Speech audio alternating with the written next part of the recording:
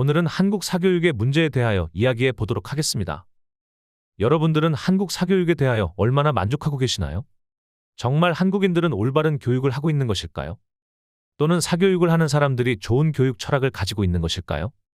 한국의 아이들을 보면 학년이 올라갈수록 공부를 싫어하는 학생들이 늘어납니다. 왜 그럴까요?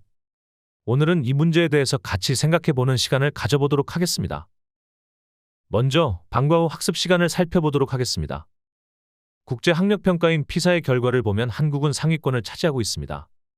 하지만 이것을 학습한 시간과 비교해서 보면 학습 효율은 세계 하위권으로 나타나고 있습니다.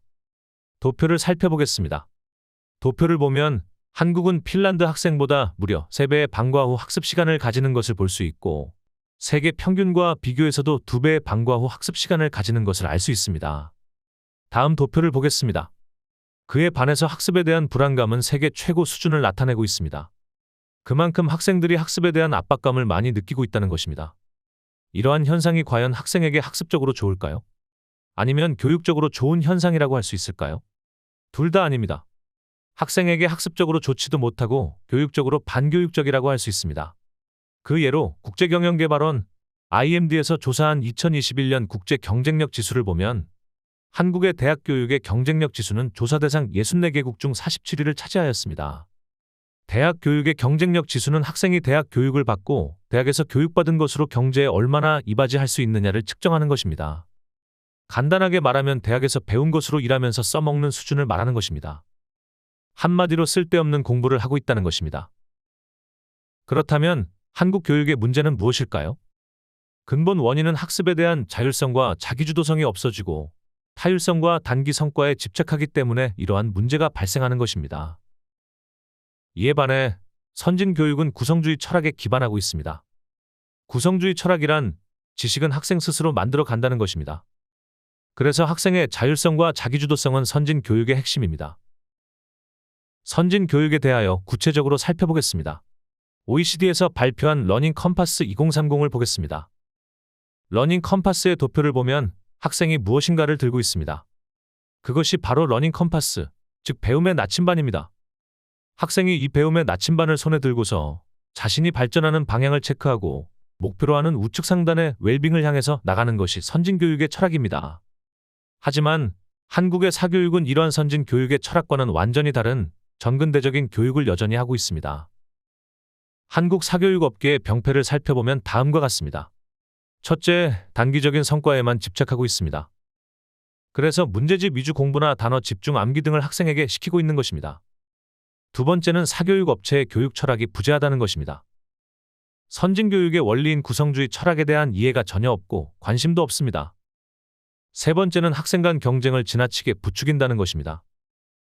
이상한 레벨을 만들어서 아이들을 성적순으로 줄을 세우고 부모의 불안 심리를 이용하여 상업적인 이익을 취하고 있는 것입니다. 네 번째는 그 결과로 학생은 자기주도 학습 능력을 상실하고 있습니다. 이것을 다른 말로 하면 학생이 스스로 발전할 수 있는 기회를 박탈당하고 있다는 것입니다. 참 서글픈 우리의 교육 현실이지 않습니까? 그래서 반면 교사로 세계 최고의 성과를 내는 유대인의 교육이 어떤지 생각해 보았으면 합니다. 유대인들은 독서와 토론을 강조합니다. 학생이 책을 많이 읽고 자유로운 토론을 통하여 생각을 확장할 수 있게 해줍니다. 자유로운 토론이란 어떤 답이나 결론을 항상 꺼집어내는 것이 아닙니다. 다른 말로 하면 한국 사교육 업체에서 하는 것처럼 어떠한 결론을 항상 도출하는 것이 아니라는 것입니다. 한국 부모들은 답이 없으면 불안해합니다. 하지만 기본적인 토론은 오픈 엔디드형 토론이 좋다고 합니다. 그래서 학생이 자유로운 생각을 할 수 있기 때문입니다. 물론 경우에 따라서는 서로의 주장을 내세우는 디베이트도 할 수도 있지만 이러한 결론이 정해지지 않은 자유로운 토론이 아이들의 사고를 확장하는 데 더 도움이 된다고 합니다. 아이에게 좋은 교육을 해주기 위해서 어린 학생들에게 부모님이 다음과 같이 해주면 좋을 것 같습니다. 첫 번째는 공부를 즐길 수 있도록 하는 것입니다. 어려운 문제이기도 하지만 끊임없이 어떻게 학생에게 동기부여를 할 것인가를 고민해 보시기 바랍니다. 두 번째는 책 읽는 습관을 길러주는 것입니다. 이러한 습관을 기르기 위해서는 먼저 부모님이 책을 읽는 습관을 보여주는 것이 중요합니다. 세 번째는 토론을 통하여 학생이 스스로 생각할 수 있게 해주는 것입니다. 책을 읽고 책 내용에 대하여 대화를 한다든지 일상생활에서 일어나는 많은 일에 대하여 학생과 좋은 대화를 하면 좋겠습니다. 토론은 평상시에 자연스럽게 하는 것이 좋습니다. 마지막으로 남과 비교하지 않는 것입니다. 남과 비교하지 않고 학생이 높은 자존감을 가질 수 있다면 이미 행복한 인생을 사는 것입니다. 성공적인 인생은 멀리 있지 않습니다. 토크25의 교육 철학은 선진 교육 철학과 같이 학생이 자기주도로 학습하고 성장하는 인재로 발전하는 것입니다. 끝까지 들어주셔서 감사합니다. 학생들이 행복한 공부를 하면 좋겠습니다.